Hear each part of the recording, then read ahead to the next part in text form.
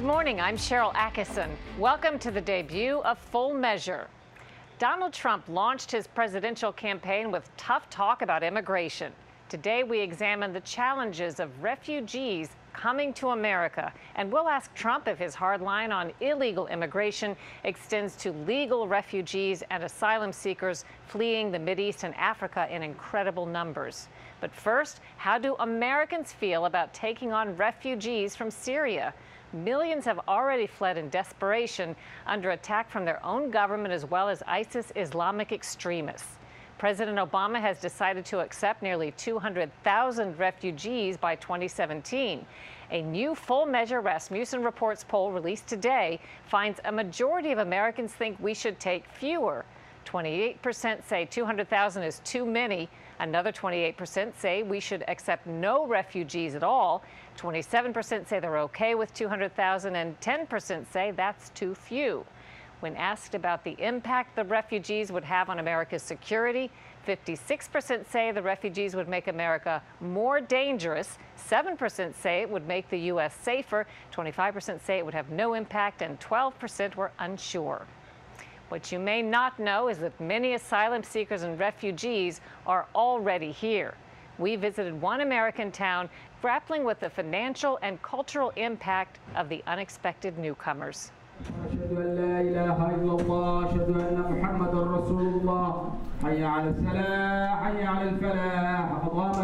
These may look like city scenes from Africa or the Mideast, but they're actually in Maine, where families like the Sharyl are coming to seek asylum. Tadi Sharyl was a government official in Burundi, East Africa, which he says is devolving under the post-Arab Spring instability that's causing refugees to flee. But why are some ending up in, of all places, Lewiston, Maine? The Sharyl were pointed here after they arrived in Boston. At the airport, a fellow African noticed they seemed lost. And approached them and told them the best place now they can go is Lewiston, or Maine.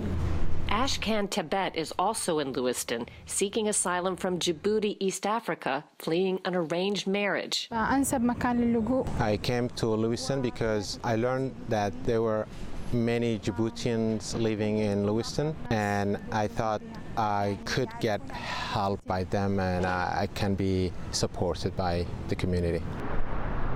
Lewiston, Maine is struggling to build a new economy after its once bustling textile mills shut down. Today it's become a magnet for asylum seekers, catching everyone off guard, including Mayor Robert McDonald. And I had never heard of asylum. I didn't even know what this was. But I went up to the welfare office, and I was up there, and they were telling me, and they said, oh, we got a whole bunch of people. I think they were from the Congo. They speak beautiful French. I said, really? That's beautiful. I said, because I have jobs. Yeah, send them here. We're getting, can't because they're asylum seekers. They can't work. Unlike refugees who are allowed to work right away, asylum seekers are different. While their applications are processed, federal law prohibits them from getting jobs, and they're not eligible for most aid. That's why they come to Maine. It's one of the few places that does give welfare to asylum seekers. Phil Nadeau is Deputy City Administrator. You know, a family might be eligible for a voucher to pay for rent, which, you know, on average could be about $500 or $600 a month. And it's not just rent. They may get help with medicine, food, and utilities, all courtesy of local taxpayers. The immigrants know the benefits at City Hall. Explain how you're getting by, how you're getting along. The City Hall support me. Lewiston is now caring for people from at least 30 different countries. We were told we had to take care of these people out of our pocket. No federal money, no state money. Just because they showed up here, we were responsible for. Town officials know the more aid they provide, the more immigrants they'll attract. They know because of their first immigration crisis. We believe that we have record of the first families arriving in February of 2001. The first wave consisted of refugees from Somalia, East Africa, including Saeed Mohammed. Mohammed and his family were originally placed in Atlanta, but he says they encountered a culture clash, with Somalis worried their kids would imitate bad behavior in poor neighborhoods where refugees settled. With raggers, with panties down, with derogatory languages, rap music. Then they started, no, that's not what we want here. So you heard or you felt that the environment in Maine would be more what you were looking for your family? Yes, and since most of the Somalis have a large families, so they were looking a safe place. They know that it's no, state, and that may not make happy. And also they know that most of the men are white people, that is their major, and so fear. You compromise, you live with a lot of white people in a snowy, cold state, but you like it. Yes. If the Somalis had to adjust, so did many residents of Lewiston, who found Muslim culture brand new. The only previous Muslim visitor most knew of was Muhammad Ali. He won a championship fight in Lewiston back in 1965. I think a lot of people at that time were surprised that the fight was scheduled to be here in Lewiston. In 2001, a few Somali refugees became 50. By the end of 2002, there were about 1,000 Somalis in a town of 36,000. They brought their culture to every downtown street.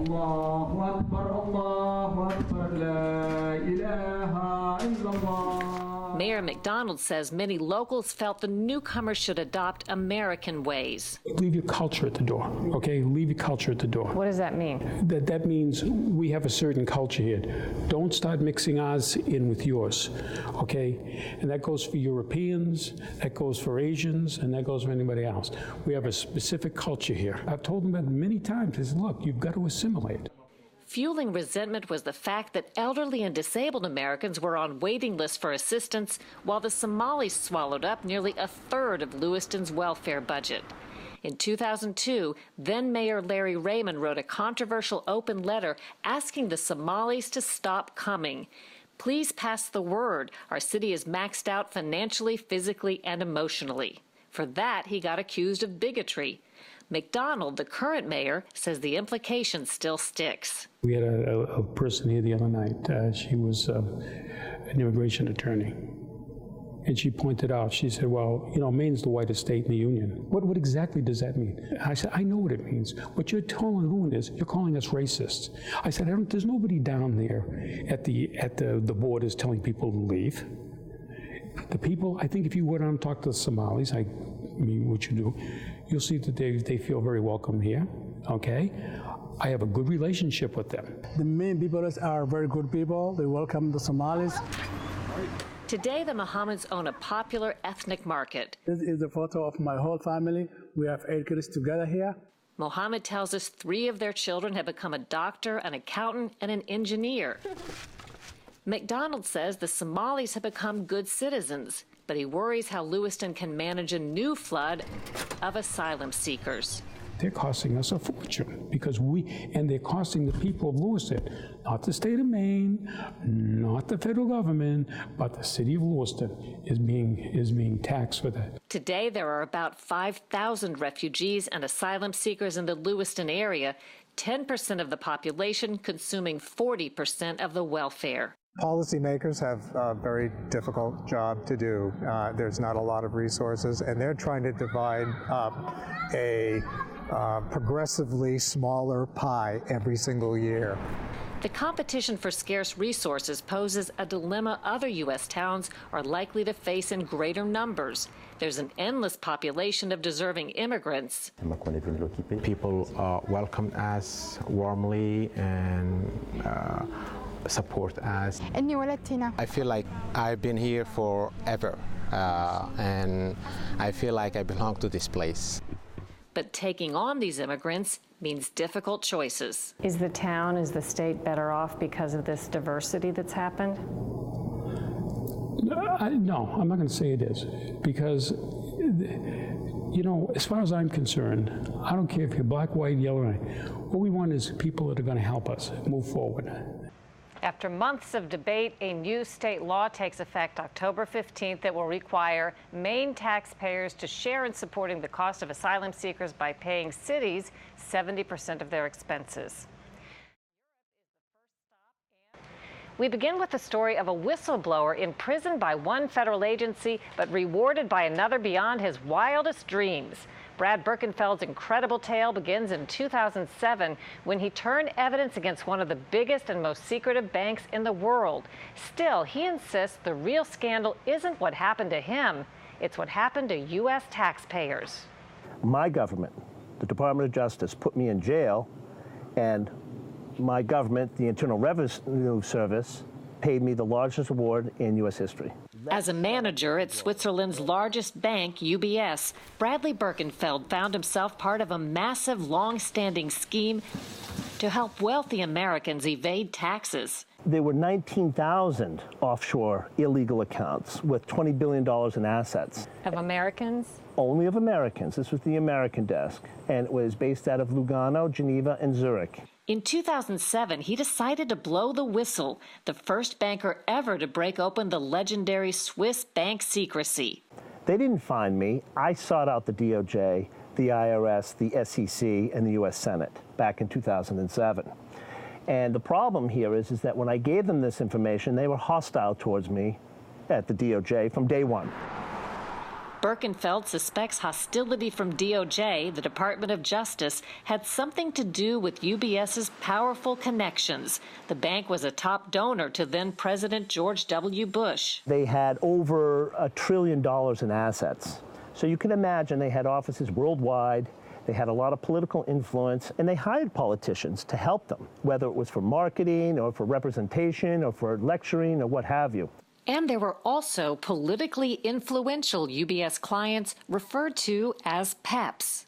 PEPs are politically exposed people. We had a very secretive desk in Zurich in which no one really knows who those account holders were. But we did have a dedicated desk because I knew the gentleman there, and they handled accounts directly out of Washington, D.C. Birkenfeld says he was stunned when DOJ didn't pursue the first name he turned over of the biggest tax evader he knew about, a foreigner who lived in a multi-million-dollar New York condo and Birkenfeld claims was involved in terrorist financing. He had made illegal oil sales with Saddam Hussein. He had over $400 million in numbered accounts that were set up for decades. He had his own private phone into my boss's office that only he would call in on. Birkenfeld says a DOJ attorney told him they simply weren't interested in non-Americans. The agency declined comment for this report. It turns out DOJ was interested in prosecuting Birkenfeld in the tax scheme. They used evidence he provided to build a case against him. You did serve time. Oh, I did. Yes, I did serve time. While he, the whistleblower, was prosecuted, the government worked behind closed doors to cut a deal with his former employer, UBS, which was one of President Obama's top donors. Secretary of State Hillary Clinton took the lead in negotiations with the Swiss foreign minister. Do you think it was unusual that the Secretary of State at the time, Hillary Clinton, intervened in this giant criminal case? She has no right in getting involved in an international criminal investigation. And then, in July 2009, there has been an agreement reached. The bank agreed to pay a settlement of $780 million. Birkenfeld calls it a sweetheart deal for UBS because it was about $1 billion less than the profit UBS made from the illegal accounts.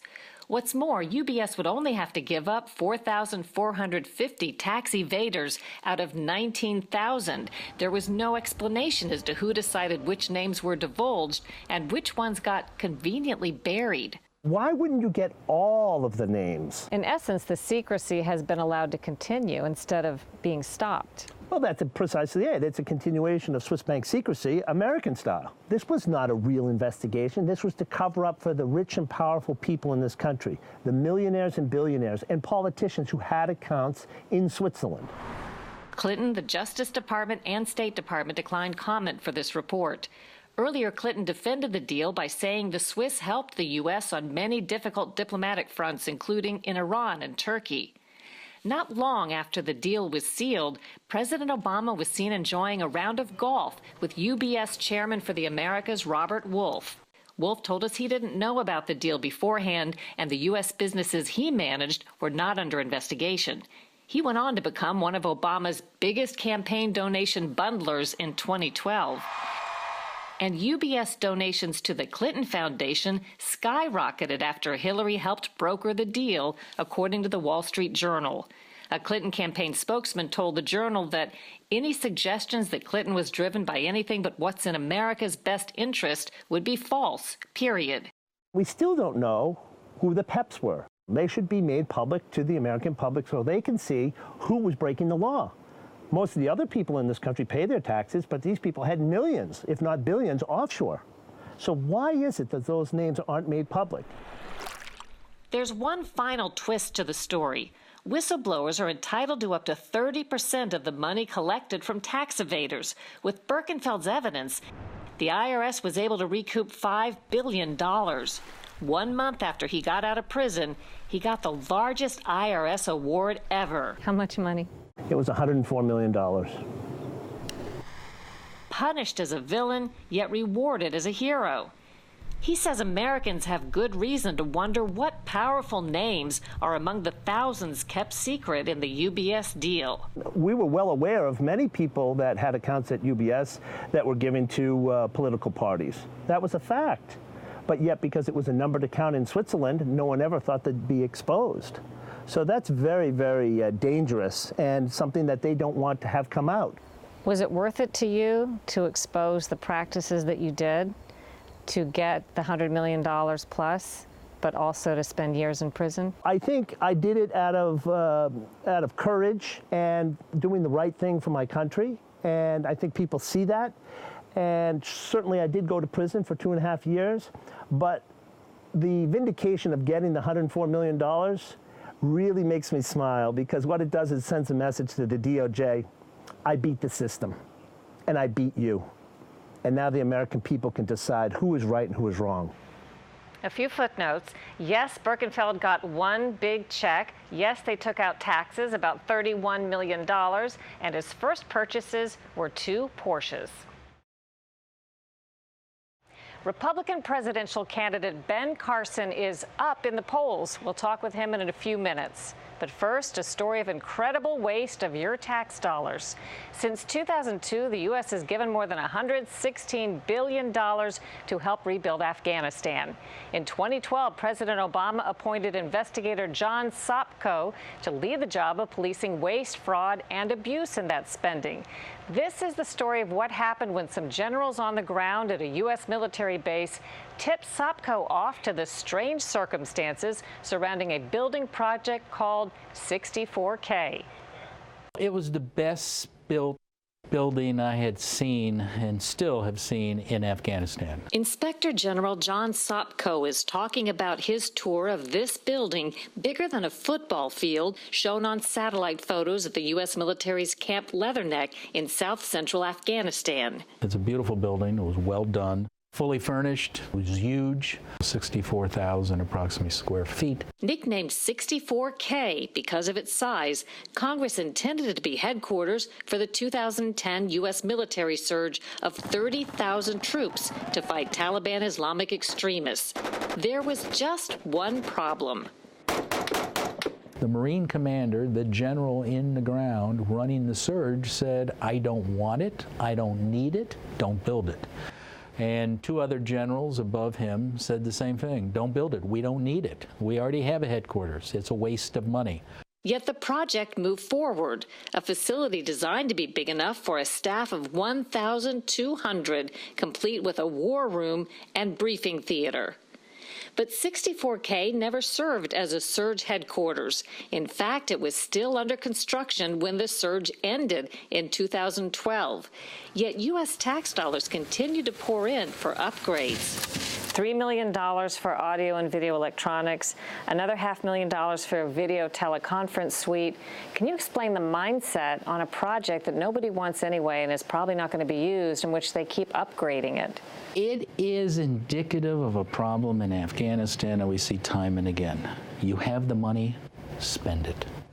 And that is the problem, not only in Afghanistan and not only with the military. It's a problem, I think, with the entire government.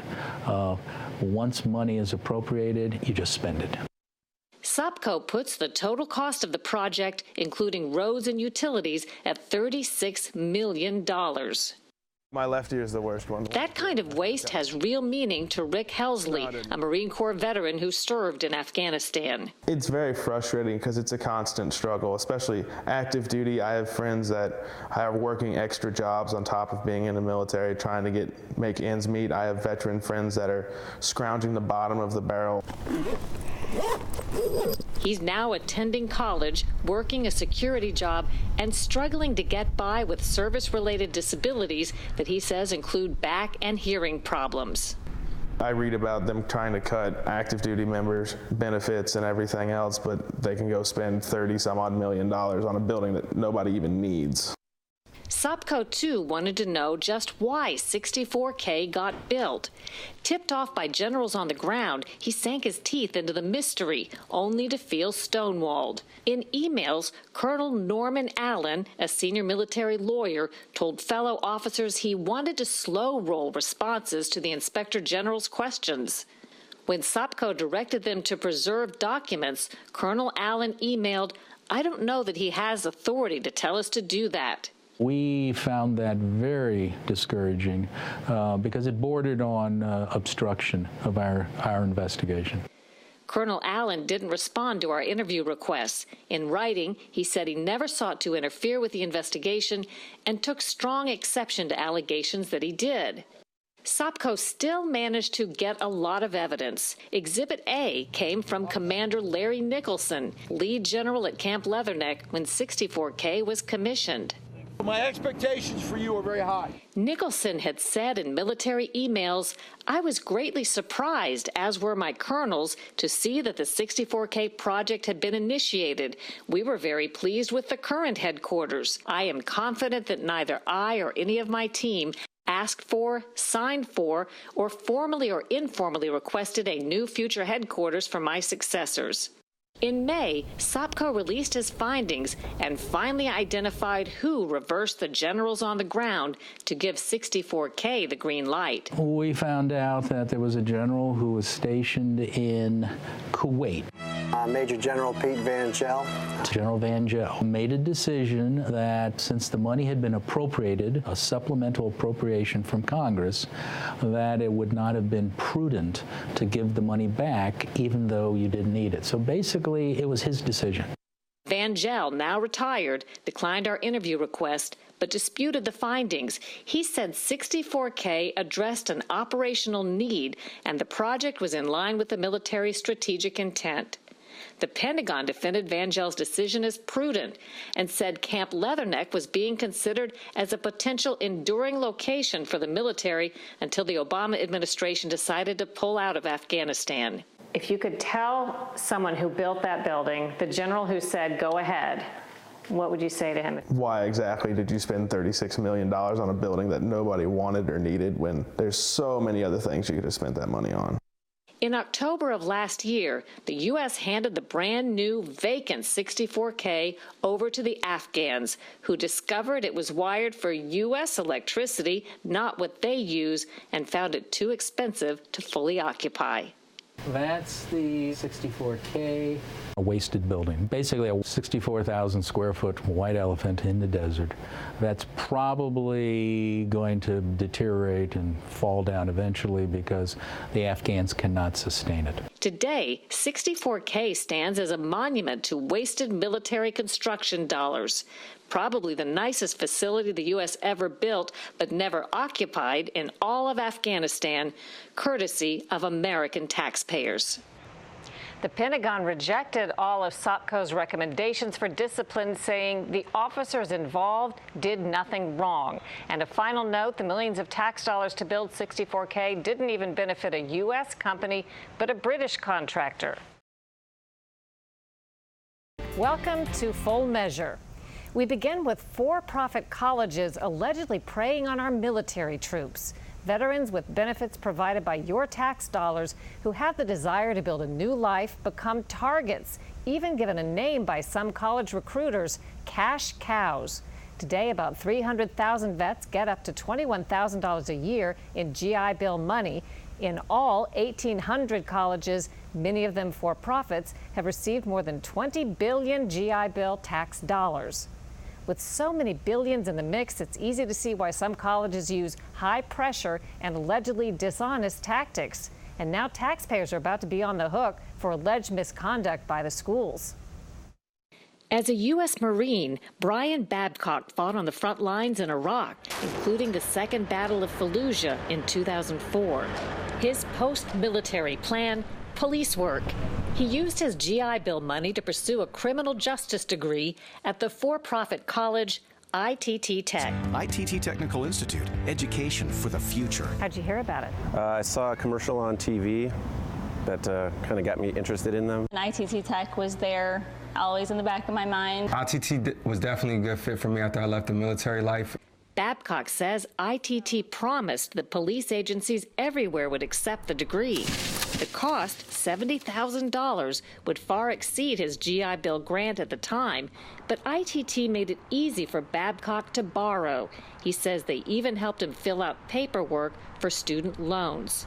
Then, after his third year, a startling discovery. We applied to 22 or 23 police departments. And what did they say? All of them said that they did not recognize ITT's degrees or their credits. And what thoughts went through your head when you heard this? I was angry that I'd spent all this money, student loans, and turns out that the degree, if I would have finished there, would have been pretty much worthless.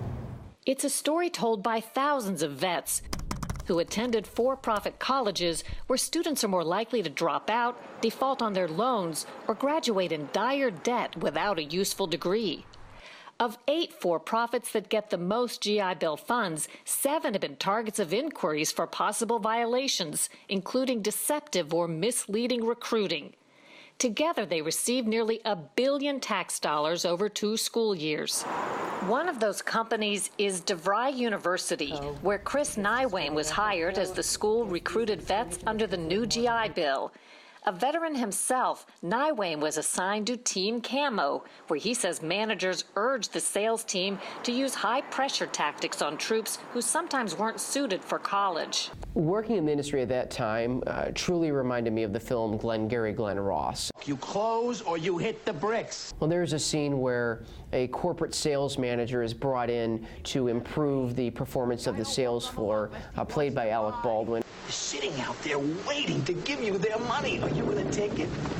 And that was similar at the company. If Team Camo dared to let veterans suspend class while in combat, like those in the National Guard, Nywame says management called them on the carpet. The company didn't care. They just wanted to make sure that they stayed in their classes so the university could continue to be paid and they would continue to be on the enrollment. Even if they were in a combat zone that didn't make sense for them to try to go to college on the computer.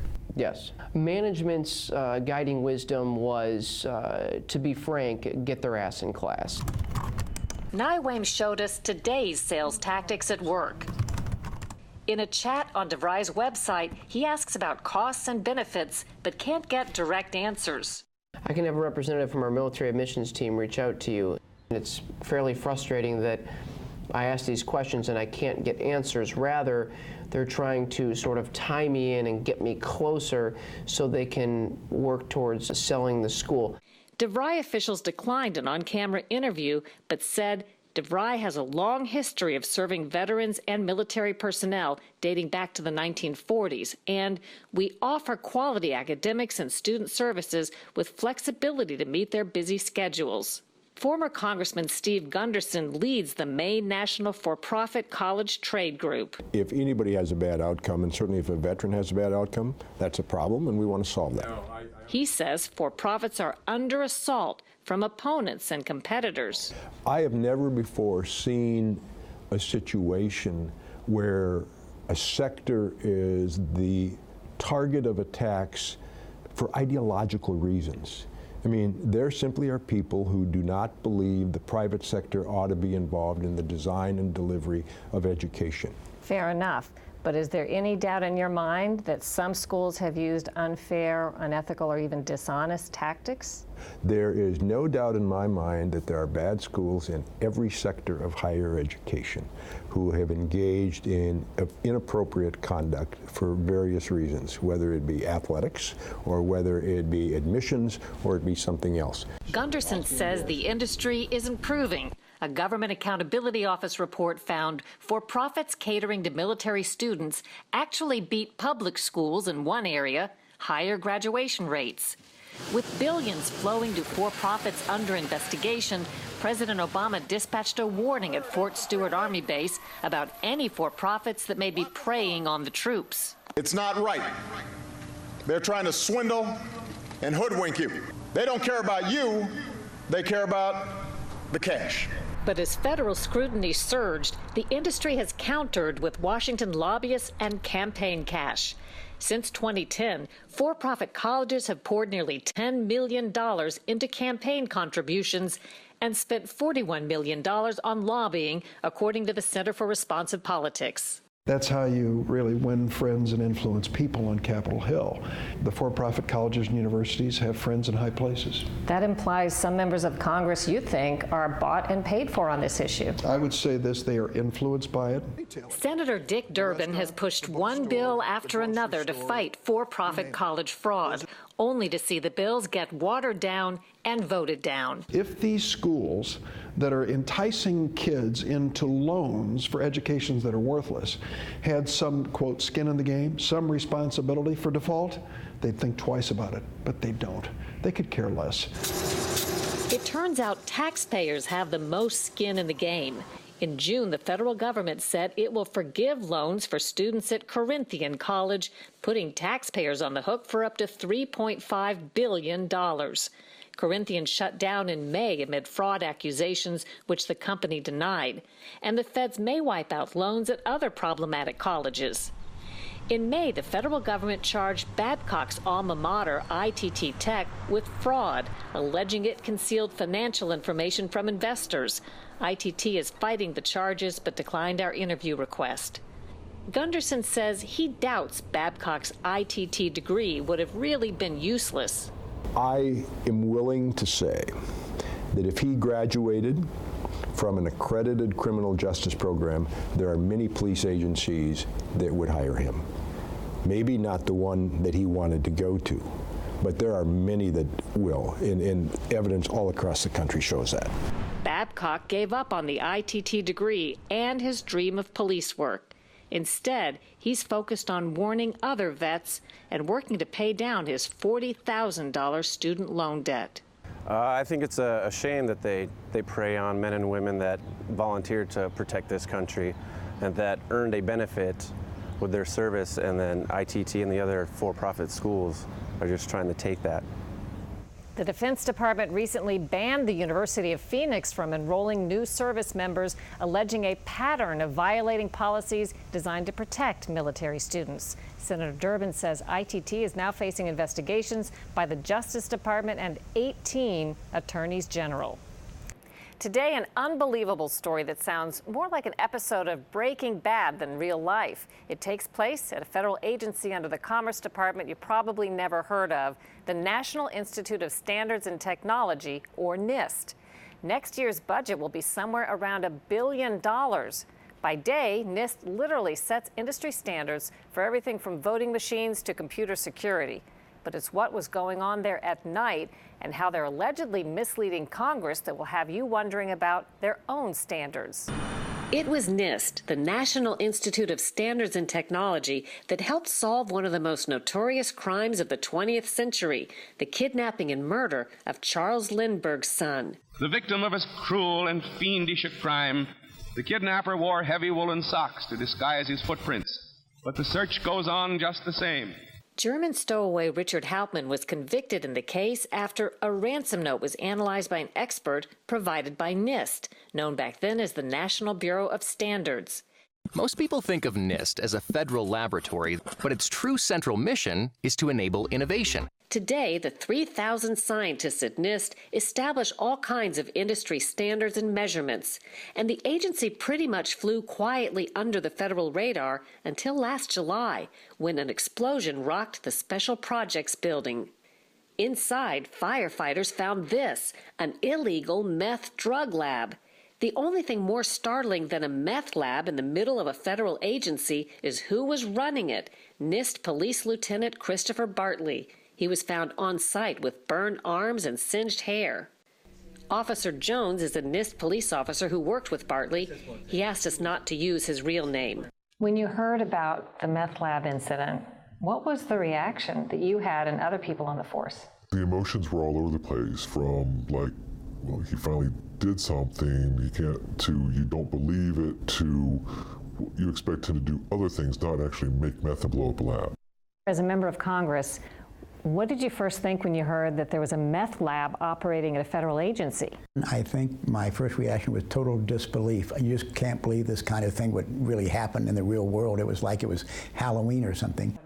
Congressman Lamar Smith heads the House Science, Space, and Technology Committee. He says while investigating the meth lab case, his office uncovered an alleged culture of waste, fraud, abuse, and misconduct at NIST Police Services. For example, Smith wrote in a letter to NIST, Officer Bartley allegedly had sexual relations with other NIST employees on agency property in vehicles owned by the government while on official duty. Whistleblowers also provided evidence of alleged rampant overtime fraud on the police force for years that included Bartley. This particular individual put in for something like 80 hours of overtime over a 2-week period in addition to his regular hours. That just didn't add up. Smith says the blame may lie with NIST management. He wrote, "It appears agency officials were aware of Mr. Bartley's conduct, but failed to take appropriate disciplinary actions and even selected him as interim chief of police." The question is why? That individual should not have been there, should not have been hired, should not have been promoted, and that led, unfortunately, to the result, as incredible as it may sound, that you have a police officer normally in charge of enforcing laws, actually breaking laws. There's no evidence anyone knew specifically about Bartley's meth lab, but Officer Jones says senior managers knew well of his other alleged misconduct, including sexual escapades and overtime fraud, yet promoted him anyway. Bartley's advocates reportedly included NIST Emergency Services Chief Mark Spurrier, and above him, Head of Facilities Steve Sauber, who supported Bartley despite complaints from the police union. About the overtime, about the inappropriate behavior. And the police union told him this before Bartley was appointed as police chief? Yes, and the members of the police union have actually met with that person about 18 times prior to Bartley taking over. Spurrier, who oversees the NIST police force and also allegedly backed Bartley's promotion, has his own checkered past. Before NIST, he was number 2 in charge of law enforcement at the National Oceanic and Atmospheric Administration. There, his office got caught improperly shredding documents during a probe into corruption. Spurrier was removed from his position, yet then hired to head emergency services at NIST as allegations of waste and misconduct grew. Sauber, Spurrier, and the head of NIST declined our interview requests. A spokesman defended Spurrier's hiring, saying he has appropriate skills and has performed his duties effectively. The spokesman also said NIST takes seriously all allegations of misconduct and takes appropriate disciplinary action when warranted by the evidence. And NIST says the allegations Congressman Smith has asked about are unfounded. But this month, Smith fired off a new letter accusing NIST of repeatedly providing him false and misleading information about the whole scandal. So it seems to us that there is a major mismanagement problem at the NIST police force. Another area sure to outrage taxpayers is money spent on, of all things, an emergency response team at the science agency. Was that a relatively expensive proposition? Yeah, because they would just buy things, items that weren't being needed. We had those ballistic shields with the headlights on it in the window, a camouflage suit that looks like leaves and grass that the snipers put over themselves. Did you ever have use for that? No. My own personal opinion in most of the departments was there was no need for an emergency response team at NIST.